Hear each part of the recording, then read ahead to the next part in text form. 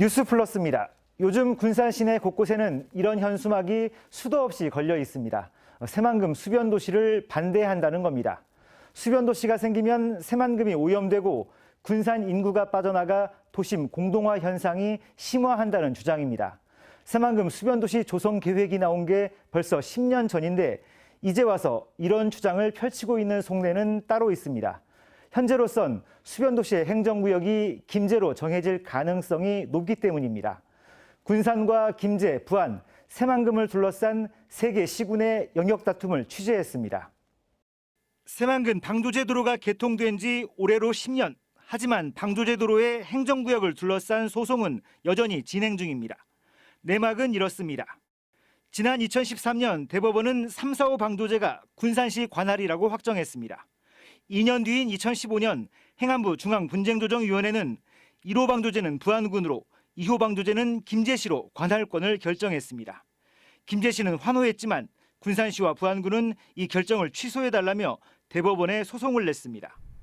군산시는 2호 방조제와 비안도, 가력도가 군산시 행정구역인데 두 섬을 잇는 도로가 왜 김제 관할이냐고 말합니다. 군산군도가 바로 그렇게 도로가 연결돼서 붙어 있는데도 불구하고 멀리 떨어져 있는 김제와 연육 이론을 내세우면서 김제 땅이라고 결정을 한 것 자체가 제일 맞지 않다고 생각을 합니다. 부안군 역시 새만금 사업으로 부안이 가장 큰 피해를 받고 새만금 바다는 부안 어민들의 삼터였다며 2호 방조제의 관할권을 주장하고 있습니다. 동진강과 만경강의 물이 나갈 때와 들어올 때 우리 옛날부터 어민들이 뗏목을 이용하여 어장을 지켰던 삶의 터전이고, 방조제 관할권 다툼은 전초전입니다.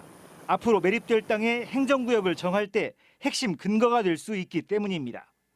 군산시는 1호 방조제와 인접한 관광레저용지 일부와 국제협력용지 전체를, 부안군은 관광레저용지와 국제협력용지 전체를, 김제시 역시 국제협력용지의 관할권을 요구하고 있습니다.